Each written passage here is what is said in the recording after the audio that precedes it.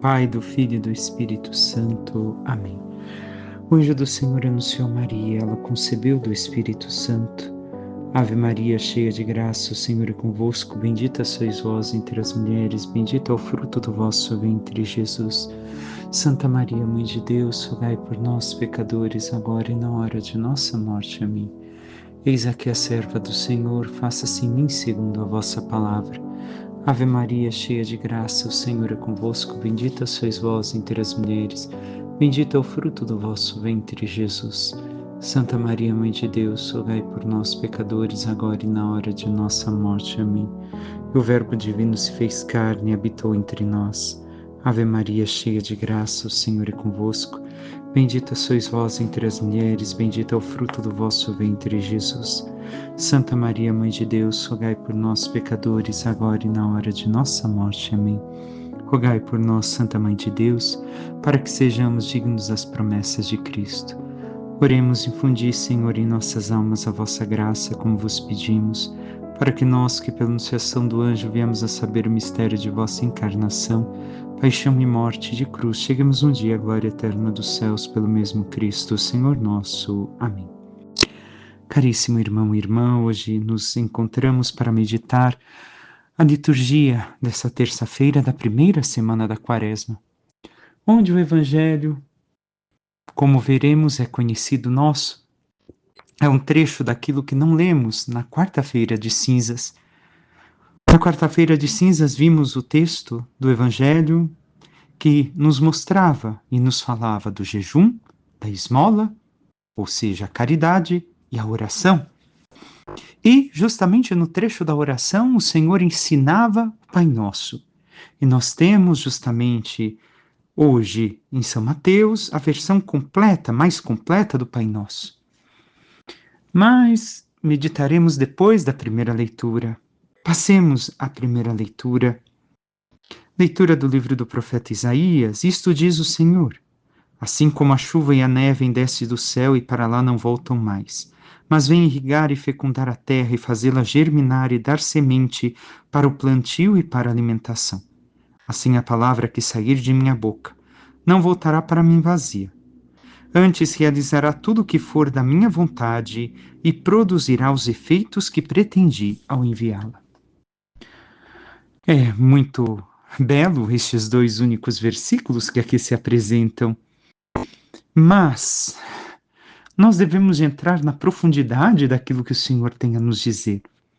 Parece superficial, é a palavra do Senhor, a água, a chuva. Coloquemos-nos diante do Oriente Médio. Olhemos justamente que ali muitos dos países têm a questão de terras áridas. Falta chuva, são terras secas. E o Senhor descreve o como a sua palavra será poderosa e fecunda, assim sobre a terra, sobre uma terra árida. Isso se direciona a cada um de nós. Ela vai realizar a salvação que anuncia. E essa palavra de Deus é personificada. É a figura da encarnação de Jesus Cristo, que desce até a terra para salvar a todos os homens. É isso que este texto tão curto mostra para cada um de nós. Assim, o Senhor está falando não somente da palavra de sua boca, mas da palavra por excelência, o próprio Cristo. Ele vai fazer o quê? Não vai voltar para o Pai vazio, sem realizar a sua missão. Realizará tudo o que for de minha vontade. Recordamos Jesus no Getsêmani? Ó Pai, se é possível, afasta de mim este cálice, porém não se faça a minha vontade, mas a tua. Então, a palavra do Pai, por excelência, o Filho, realizou totalmente a vontade do Pai. E os efeitos que o Pai pretendeu ao enviá-lo. E enviou o Pai para quê? O Filho, Jesus, ao obedecer, executou todos os ensinamentos do Pai. E o que nos faz? Nos convoca, nos ensina a cumprir as obras do Pai, a não sermos estéreis espiritualmente, mas a permitirmos que o Pai realize a vida divina, a vida sobrenatural em cada um de nós e que possamos assim alcançar a nossa salvação. Mas aqui cabe a cada um de nós dar a resposta de amor a Cristo. O Senhor realizou aquilo que o Pai programou, aquilo que o Pai prometeu, aquilo que o Pai enviou como uma chuva. Transformou a terra árida, não a terra enquanto tal. Mas recordemos, tu és pó, voltamos à quarta-feira de cinzas, e ao pó voltarás. Nós somos barro, somos terra, como Adão e Eva, feito do pó da terra. E assim, o Cristo deve de promover, produzir em cada um de nós esta vida verdadeira, nos fecundar, nos irrigar, germinar a semente, a palavra de Deus, a vontade do Pai. E vemos o quanto esses dois versículos podem muitas vezes passar desapercebido por nós. Temos sido uma terra que acolhe esta água viva do Espírito, a palavra do Pai, o próprio Cristo, e mudamos a nossa vida. Saímos desta aridez, desta ausência de vida, para sermos férteis, sermos um jardim, sermos como Éden, aquele jardim onde Deus caminha, onde Deus encontrava Adão e Eva antes da queda, e Deus também pode habitar, caminhar por cada um de nós, pela vida que nós permitimos que Ele produzisse em nós por acolhê-lo, por acolher a sua palavra. Ainda mais neste tempo de Quaresma, em que nos chama de uma forma mais sincera a conversão e a abertura à vontade de Deus. Somos nós assim? Somos nós assim? Ou nos mantemos fechados na nossa aridez, numa morte, numa esterilidade, onde escutamos a palavra de Deus, mas do jeito que entra por um ouvido sai pelo outro? Não se manifesta em nós a mínima vontade, o mínimo esforço de sermos pessoas melhores, de sermos pessoas segundo o coração de Jesus, segundo a vontade do Pai. Qual é a nossa resposta? A palavra de Deus. O Filho não volta ao Pai sem realizar a missão que foi enviado. Para aqueles que acolhem, é vida. Para aqueles que se tornam não como terra árida que acolhe a chuva, mas como pedra que não produz nada, será condenação, será morte. Somos nós que damos a resposta à palavra que o Pai enviou, ao Cristo, ao Espírito que recebemos no batismo. Mas qual resposta temos dado? Uma vida sincera, aberta a Deus? Uma vida onde pouco a pouco percebemos que o Senhor está nos transformando naquilo que Ele quer, naqueles que Ele quer que sejamos. Pessoas amorosas, pessoas como Ele, obedientes em tudo ao Pai, abandonando o pecado, vivendo sempre a graça. A resposta é nossa, irmão e irmã. A resposta é minha e tua. O Senhor nos dá todo o necessário, nos concede, mas cabe a nós estarmos abertos e correspondermos àquilo que recebemos. Passemos brevemente pelo Salmo. O Senhor liberta o justo de todas as angústias. Esta é uma verdade. O Senhor liberta de todas as angústias, ao menos quem busca viver a justiça. Quem busca praticar o que Ele pede, o que Ele ensina, seus mandamentos, suas palavras, sua palavra por excelência, o próprio Cristo. Mas nós temos nos esforçado em tais fatos para que o Senhor possa nos libertar de nossas angústias. E segue mais adiante, para nos conectarmos já ao Evangelho. O Senhor pousa seus olhos sobre os justos, sobre os que buscam praticar a sua santidade. E seu ouvido está atento ao seu chamado, se nós assim estamos. Mas ele volta a sua face contra os maus, para da terra apagar sua lembrança. Temos nós correspondido? Mais uma vez pergunto. O amor de Deus, que não é um amor sentimental, mas é um amor factual, onde se manifesta pelo fato de entregar seu filho numa cruz para nos salvar, e pelo fato de nós correspondermos a este amor entregando toda a nossa vida, por mais que muitas vezes não sintamos o amor que gostaríamos de sentir, porque reconhecemos que o amor de Deus não é sentimento, mas como os nossos pais cuidaram de nós, ou como vocês que sejam pais e estão me escutando, cuidaram de seus filhos e dão a vida pelos seus filhos, somos capazes de fazer o mesmo para com Deus? Passemos ao Evangelho segundo São Mateus. Naquele tempo, Jesus disse aos seus discípulos: quando orardes, não useis muitas palavras como fazem os pagãos. Eles pensam que serão ouvidos por força das muitas palavras. Não sejais como eles, pois vosso Pai sabe do que precisais muito antes que vós o peçais. Vós deveis rezar assim: Pai nosso que estás nos céus, santificado seja o teu nome. Venha o teu reino. Seja feita a tua vontade, assim na terra como nos céus. O pão nosso de cada dia dá-nos hoje. Perdoa as nossas ofensas, assim como nós perdoamos a quem nos tem ofendido. E não nos deixeis cair em tentação, mas livra-nos do mal. De fato, se vós perdoardes aos homens as faltas que eles cometeram, vosso Pai que está nos céus também vos perdoará. Mas se vós não perdoardes aos homens, vosso Pai também não perdoará as faltas que vós cometestes. Palavra da salvação. Glória a vós, Senhor. Caríssimo irmão e irmã, o texto de hoje é uma oração que rezamos diariamente, assim espero, mas que nós não conseguiremos meditar totalmente, nem nesta curta meditação homilética, nem conseguiríamos meditar o Pai Nosso ao longo deste dia, desta semana, deste mês e deste ano, de tão profundo que é esta oração e que nós não conseguimos penetrar na profundidade da oração que Jesus nos ensinou. É grandiosíssimo. Muitos santos comentaram. Santo Agostinho, São Jerônimo, tantos santos, Santa Teresa de Jesus. Aqui não sou capaz de recordar a todos.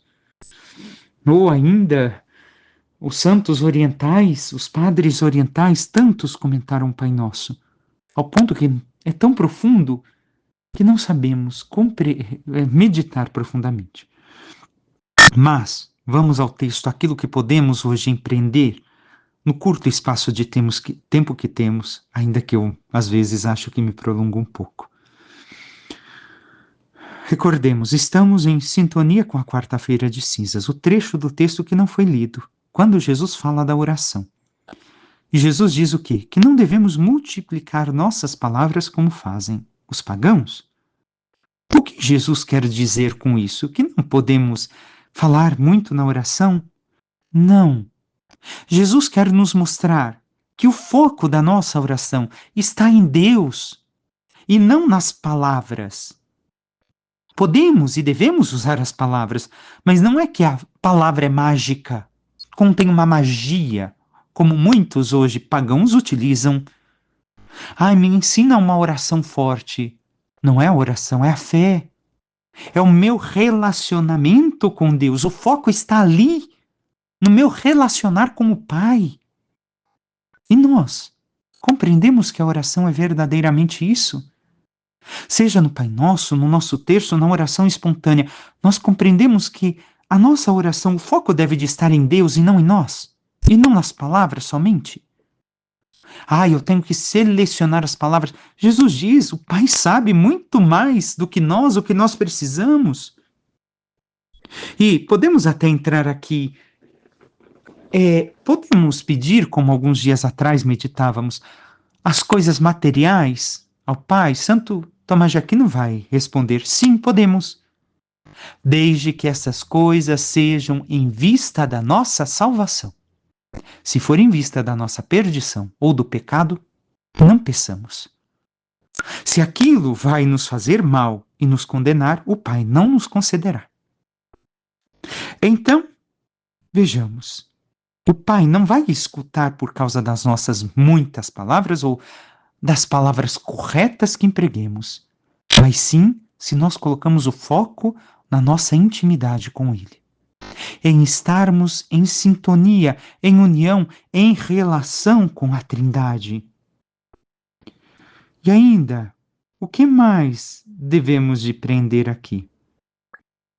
O Pai sabe antes de nós, antes que nós peçamos o que nós precisamos. Então, por que eu preciso pedir? Porque para que eu compreenda também aquilo que estou pedindo.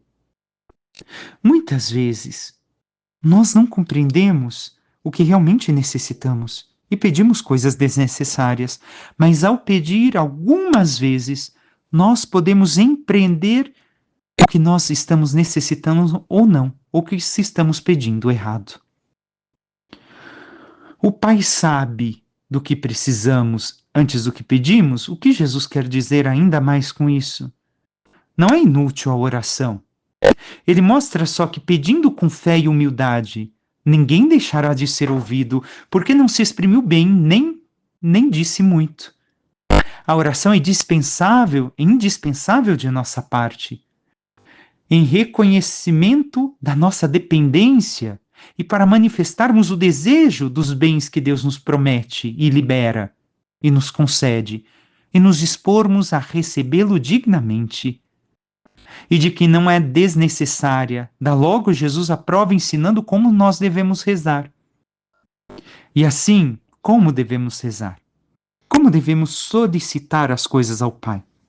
Devemos de compreender que, mais uma coisa antes de entrar, não devo de falar com o Pai em tom de negócio, como se falasse com um agiota ou um criminoso. Olha, Pai, olha, eu estou em dívida com o Senhor, mas eu vou na missa se o Senhor me conceder a libertação do vício, a cura de não sei o que coisa. Olha, então vamos fazer assim, eu vou para Aparecida, eu vou fazer uma peregrinação, eu vou fazer o Círio de Nazaré, eu vou... Não! Alguém age assim com o pai? Com o pai, com a mãe? Nós nos sentimos ofendidos quando alguém nos trata assim. A mesma coisa é com o Pai Celestial. Não devemos de tratar o Pai Celestial como um agiota, um criminoso, mas sim ter uma relação de filho com o Pai. Pai, estou precisando. E aqui estou, Pai. Eu te busco, eu te amo, eu quero estar contigo. Olha a minha necessidade, Pai. Concede-me se é da tua vontade, se é para o meu bem. Assim devemos de nos relacionar com o Pai. E por fim, recordemos o Pai Nosso também é um programa de vida e não somente uma simples oração. Ele nos pontua o como devemos rezar, os tópicos da nossa oração em relação com o Pai, com Deus. Mas é um programa de vida, uma conversão, uma santificação, uma mudança. Mas alguma coisa que podemos empreender do Pai Nosso é que temos dois tipos de petição. As três primeiras petições falam sobre o quê? Nos falam da glória do Pai. Nos levam à glória do Pai, nos elevam até Ele. Já as quatro últimas petições, porque o Pai Nosso contém 7, são caminhos até o Pai.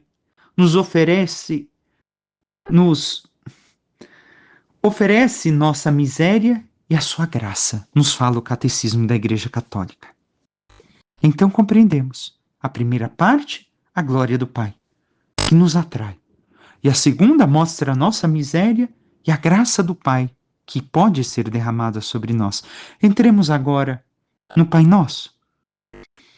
A primeira petição, a primeira parte, onde nós nos dirigimos ao Pai, nos mostram as três virtudes teologais. E vamos compreender onde estão. Pai nosso que estás nos céus. Recorda aqui que o Pai está fora da dimensão do mundo enquanto oposição à santidade. Santificado seja o teu nome. Então aqui fala do nome de Deus, da santificação do nome de Deus. Quer dizer o quê? que a santidade de Deus seja reconhecida e honrada por todas as criaturas. Mas aqui está a fé, porque é pela fé que nós conhecemos o nome de Deus. Conhecer, ter o nome de alguém, é ter intimidade, estar em intimidade com alguém. Então a fé está aqui porque na fé nós temos intimidade com o Pai. Primeira das virtudes teologais. Vamos para a segunda. Venha o teu reino. Vir o reino de Deus, que pede logo depois, consiste na realização dos desígnios salvadores de Deus no mundo. Mas existe a nossa submissão espontânea e confiada a Deus. E aqui se fala da esperança, porque o reino do Pai ainda vai se concretizar no mundo. Quando a sua glória habitar tudo, tiver poder sobre tudo. Passemos agora à terceira virtude. Seja feita a tua vontade, assim na terra como nos céus. O que aqui devemos de compreender que é o cumprimento amoroso da vontade de Deus. O terceiro pedido. Daqui podemos dizer que o quê? Qual é a vontade de Deus? O amor, a caridade, fé, esperança, caridade. As três petições as três virtudes se encontram justamente na primeira parte do Pai Nosso. Nós pedimos esta caridade, que é o amor do Pai, se manifeste aqui na terra, assim como se manifesta já plenamente nos céus. E temos vivido este amor de Deus em nós? Antes de passar à segunda parte, ainda voltemos a alguma coisa. Ao falarmos Pai, não falamos Pai meu, Pai nosso. Nós sempre rezamos em qualidade de igreja, enquanto igreja. E o que isso tem também a dizer para nós? Que a fé em Deus vai passo a passo com a nossa relação também com os outros. Porque eu não rezo Pai Nosso, Pai meu, rezo Pai Nosso, aliás. Então é isso que devemos de compreender. A relação com os irmãos, a relação de fé enquanto igreja, nos faz rezarmos em unidade. A segunda parte, as 4 últimas petições, falam em relação a nós e ao próximo. Vimos relação com Deus, relação a nós e ao próximo. E o que nos diz a segunda parte da oração? O pão nosso de cada dia nos dai hoje. O que quer dizer pão? Não somente o pão material, que podemos pedir, como havia dito anteriormente, mas o pão aqui quer dizer enquanto fundamento de tudo, ou seja, o bem. Dá-nos hoje o bem que necessitamos. E logo depois, as outras petições, a segunda parte da petição é em forma negativa. Então, pão nosso, dai-nos, Senhor, aquilo que necessito hoje para essa substância profunda, que não é somente o pão material, mas o espiritual, os sacramentos, as graças, tudo o que eu necessito para a minha alma, as virtudes, para viver aquilo que tu me pedes, para nutrir a alma e o corpo e viver como filho teu. Então aqui também se relata a Eucaristia.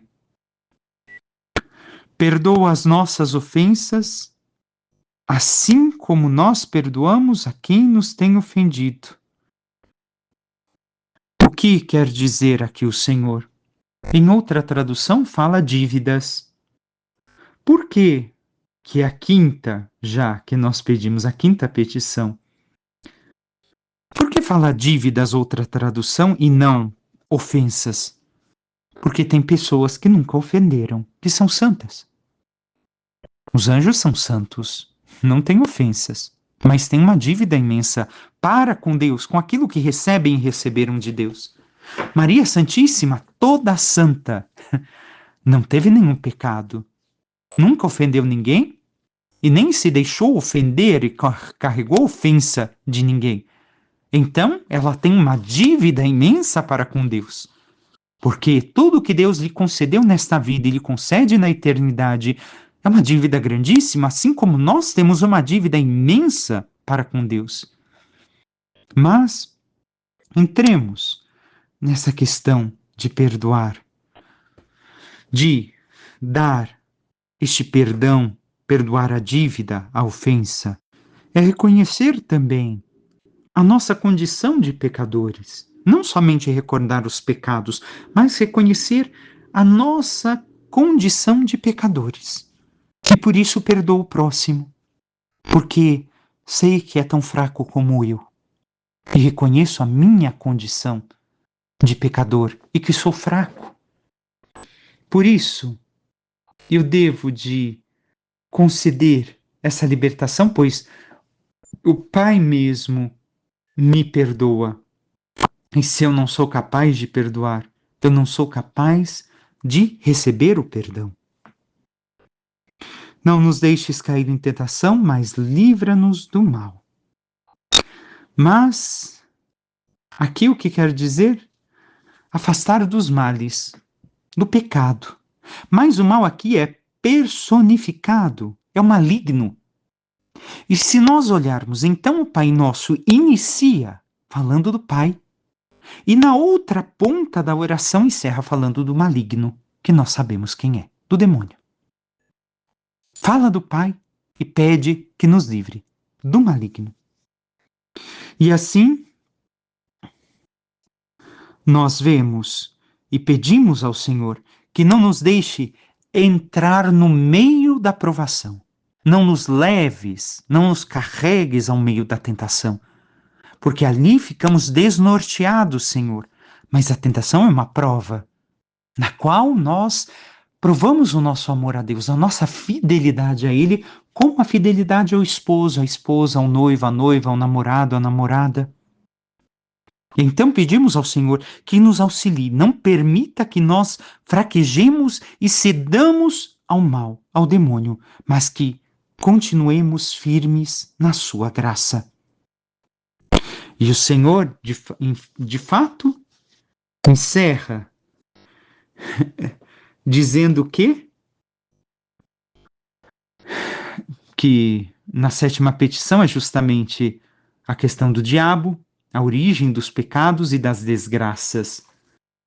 Mas o que ainda mais o Senhor nos diz? Ao livrar-nos do mal, nós também devemos de compreender que pedimos que o Senhor nos livre dos flagelos, calamidades, padecimentos e aflições que vêm do pecado e que nos levam à punição eterna, inclusive ao inferno. Por fim, o Senhor diz que se nós não perdoamos as ofensas que os homens cometeram contra nós, o Pai não nos perdoará. Mas se nós perdoamos, o Pai também nos perdoará as faltas que nós cometemos. E se olharmos com sinceridade, veremos quantas e quantas faltas cometemos contra um Deus tão amoroso. Busquemos amar o Senhor verdadeiramente, dar o perdão, nos libertar desta carga que destrói mais a nós mesmos que ao próximo, para que, vivendo esta graça que o Senhor nos propõe, possamos merecer um dia estar com Ele na sua glória. Peçamos à Santíssima Virgem Maria, nossa Mãe, que interceda por cada um de nós e nos ajude a sermos verdadeiramente abertos a acolher a ação salvífica do Espírito Santo em nós, da Palavra de Deus que é o seu próprio Filho em cada um de nós, e vivendo cada vez mais para o Cristo, segundo aquilo que nos ensina e justamente o programa de vida que o Pai Nosso nos propõe, fazendo da nossa vida intimidade com o Pai, amor ao próximo, possamos um dia merecer também participar de sua glória. Louvado seja nosso Senhor Jesus Cristo, para que sempre seja louvado. Por intercessão da Santíssima Virgem Maria, de todos os santos e anjos de Deus, desça sobre vós, vossas famílias, vosso trabalho e tudo que vos pertence, a bênção do Deus Todo-Poderoso, Pai e Filho e Espírito Santo. Amém. Um excelente, abençoado dia a todos.